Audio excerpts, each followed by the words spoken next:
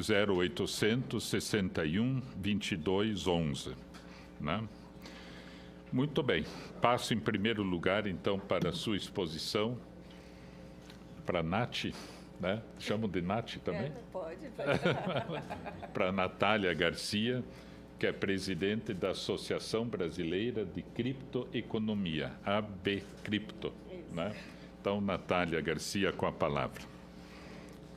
Eu falo Nath porque eu tenho uma sobrinha neta que é Natália, e a gente chama de Nath, né? Então, Natália Garcia. Lá na minha família também é Nath. Bom dia, meu nome é Natália Garcia, estou aqui representando a Associação Brasileira de Criptoeconomia e gostaria, primeiramente, de agradecer a oportunidade do convite para falar para Vossas Excelências, agradecer principalmente a Comissão de Ciência e Tecnologia, que abriu esse espaço para a gente falar de um assunto super importante, e, pessoalmente, agradecer o convite de Vossas Excelências, senador Flávio Arnes, o presidente da comissão, Vanderlan Cardoso e Vossa Excelência Senador Stephenson Valentim. A abertura dessa Casa do Povo é de extrema valia e importância para o setor que aqui represento. O objetivo da ABCripto sempre foi criar esse ambiente construtivo que temos certeza que favorecerá o diálogo entre o criptomercado e reguladores. Essa audiência, com certeza, é o primeiro passo de muitos, esperamos, para alcançar definitivamente esse objetivo. O que esperamos é que esse diálogo se fortaleça e se intensifique com a representação do setor através dos órgãos associativos. Sei que nosso tempo é curto, dessa forma eu me coloco à disposição para perguntas ao longo dessa sessão, bem como disponibilizarei a apresentação e todo o material utilizado para construí-la. Antes de me adentrar ao assunto e sobre a Associação Brasileira, eu gostaria de trazer alguns princípios básicos necessários para o entendimento do tema. O primeiro princípio que eu gostaria de explanar é sobre o conceito do blockchain. O blockchain, ele nada mais é do que um banco de dados público, distribuído e descentralizado. Para a gente perceber um pouco sobre a diferença entre o que temos hoje, né, de sistemas centralizados e sistemas descentralizados, que é o que o blockchain permite, essa é a representação gráfica. A representação da estrutura descentralizada, que o blockchain, como cada ponto, conseguindo distribuir e conseguindo se comunicar com todos os outros pontos, e um ponto central, que hoje é o nosso sistema, basicamente, financeiro. O segundo conceito super importante que eu gostaria de ressaltar é o conceito do Bitcoin, que hoje é o principal criptoativo e o mais conhecido e com mais tempo de vida e que possui maior dominância entre todos os criptoativos. Então, Bitcoin é uma commodity digital que pode exercer funções de moeda criada e armazenada digitalmente, ilimitada a 21 milhões de unidades. Então, foi uma pergunta do senador, como é que as pessoas identificam o valor disso? Porque é a primeira vez que a gente identifica uma inovação. O terceiro conceito super importante é o conceito de Initial Coin Offers, ou usualmente as ICOs, ou ICOs, como chamamos. Os ICOs são ofertas públicas de um token com o propósito de obter capital para financiar o desenvolvimento de um negócio. Os ICOs, as captações através de tokens, foi o que mais movimentou o mercado entre 2017 e 2018. Em relação aos números de mercado, no começo de 2018, conseguimos identificar que o mercado global transacionava já 4 bilhões de dólares diariamente. E o Brasil representava 0,05% desse movimento, com 2 milhões de dólares diariamente. Atualmente, em função do aumento do preço do ativo, o mercado brasileiro já transaciona em torno de 15 milhões de dólares diariamente, ou 60 milhões de reais.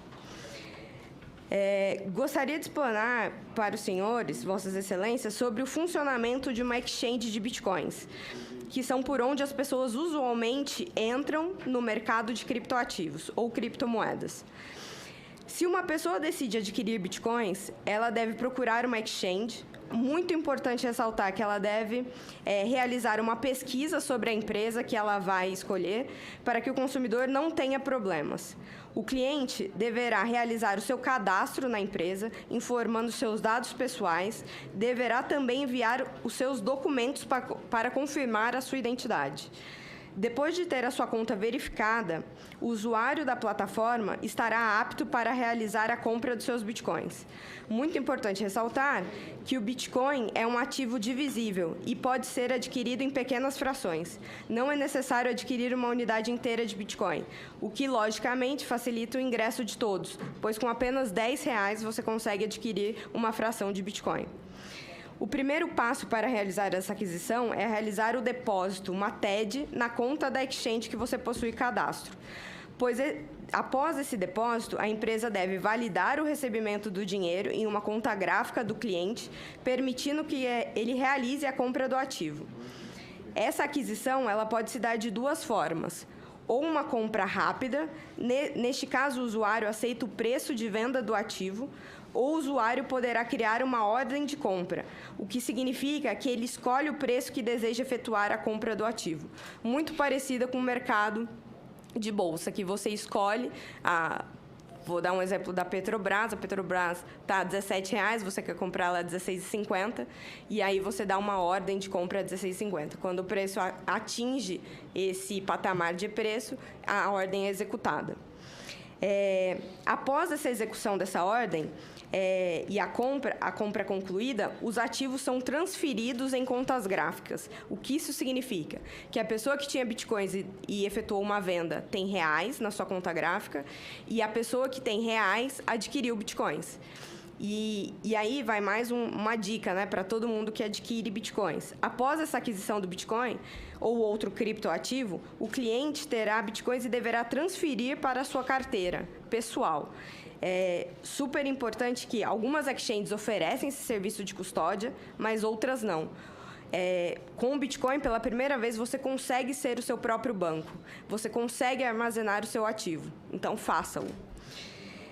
A Bcrypto, ela foi idealizada em 2014 e surgiu definitivamente em 2017. Já ajudou nos projetos de lei que atualmente tramitam na Câmara dos Deputados e esteve à frente de iniciativas do mercado como certificação do setor, índice Bitcoin real e prêmio Bcrypto. Uma outra pergunta do senador Stevenson foi: como eu sei que um Bitcoin vale tantos reais? Através de um índice que faz a média em todas as exchanges que consideramos. E aí a gente consegue montar um preço médio do mercado para o ativo. Hoje, a associação, temos diversos associados, e a associação é dividida em, basicamente, alguns grupos de trabalho. Entre eles, pesquisa de mercado, autorregulação, índice, relacionamento governamental e relacionamento bancário.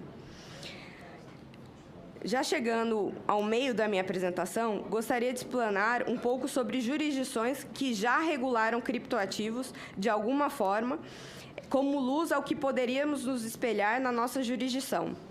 Nesse tópico, falarei um pouco sobre Japão, Austrália e Singapura. No Japão, o Japão foi um dos primeiros países a emitir uma norma conceitual e regulando criptoativos em sua jurisdição. Definitivamente foi um marco para a criptoeconomia global. Em abril de 2017, o Japão emitiu uma norma em que dizia que o Bitcoin seria tratado como meio de pagamento. A norma estabeleceu também que poderiam existir basicamente dois tipos de moedas virtuais: aquelas que seriam meios de pagamento e outros tokens que poderiam ser trocados a partir desse meio de pagamento. Estabeleceu também que existiriam 3 tipos de empresas que poderiam solicitar autorização para operar: empresas que realizam a troca de moeda fiduciária para o meio de pagamento, empresas que realizam a troca do meio de pagamento para outros tokens e empresas que realizam custódia de todos esses tokens. Outro fato super importante sobre o Japão, que merece ser ressaltado, foi a primeira jurisdição que identificamos uma forte organização dos entes privados a fim de criar uma autorregulação para o mercado. Outro ponto relevante foram as normas de proteção ao consumidor. Foi uma das primeiras jurisdições que vimos normas de proteção como segregação de ativos entre empresas e segregação de ativos das empresas e dos clientes, normas de proteção ao risco do investimento e entre outras. A próxima jurisdição que gostaria de ressaltar é a Austrália. Em 2017 também, a sua entidade fiscal optou por retirar uma bitributação que estava presente na compra de criptoativos no país. A legislação considerou o Bitcoin como um ativo financeiro, que estaria sob a competência da ASIC, a CVM da Austrália. A regulação definitiva veio em maio de 2018. Um ponto a se ressaltar é a existência do Innovation Hub, espécie de sandbox regulatório que a Austrália possui. A próxima jurisdição e última que trago como exemplo é Singapura. O MAS, que é a entidade monetária do país, lançou um programa de educação financeira em 2017. A legislação considerou criptoativos como meios de pagamento também, igual ao Japão. Em novembro de 2018. Ressalta-se aqui também a existência de um sandbox regulatório. Já estamos nesse caminho. Tanto o Bacen como o CVM também criaram recentemente uma perspectiva de sandbox regulatório aqui para o Brasil. Gostaria, por fim, de ressaltar um ponto-chave para Vossas Excelências, antes de pensarmos em uma regulação para os criptoativos no Brasil. O Bitcoin, principalmente, é um criptoativo que pode ser usado de diversas maneiras, como meio de troca, meio de pagamento, reserva de valor, investimento. Um apelo que o setor faz é regular o uso do ativo e não a tecnologia, sob o risco de brecar todo o desenvolvimento de um setor. Importante ressaltar que o Fórum Econômico Mundial, em seu relatório de 2015, previu que até 2027 teríamos 10% do PIB global já estaria em blockchain, e a nossa nação não deve ficar à margem dessa revolução. Para finalizar, gostaria de ressaltar algumas boas práticas já adotadas pelo mercado e pela maioria das empresas participantes. A manutenção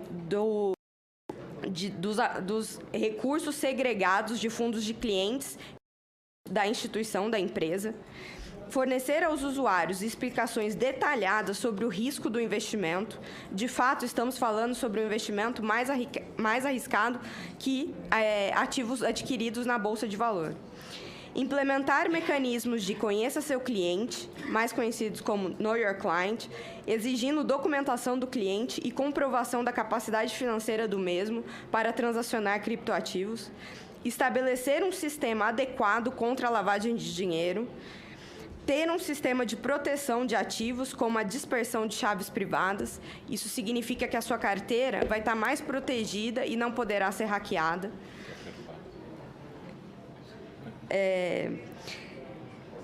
Aumentar a transparência ao divulgar os detalhes da transação para os clientes, extratos detalhados.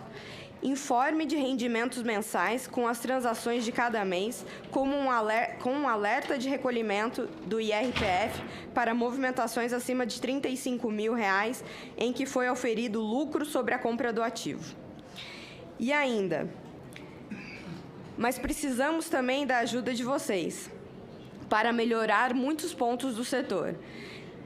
Precisamos de um registro específico no COAF para informar operações suspeitas, mecanismos de proteção do mercado contra volumes falsos, pirâmides financeiras e wash trade, canal de denúncias para os órgãos investigativos, aprimoramento da inteligência contra crimes utilizando criptoativos e mecanismos de segurança para o consumidor, como a segregação de custódias, informação para o investidor, do risco e a aproximação com o regulador. Agradeço o tempo e o espaço. Gostaria de passar de novo para o presidente. Muito bem.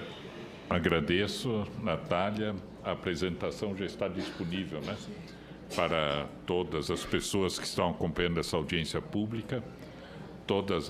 Tudo que foi apresentado já está disponível na página da comissão.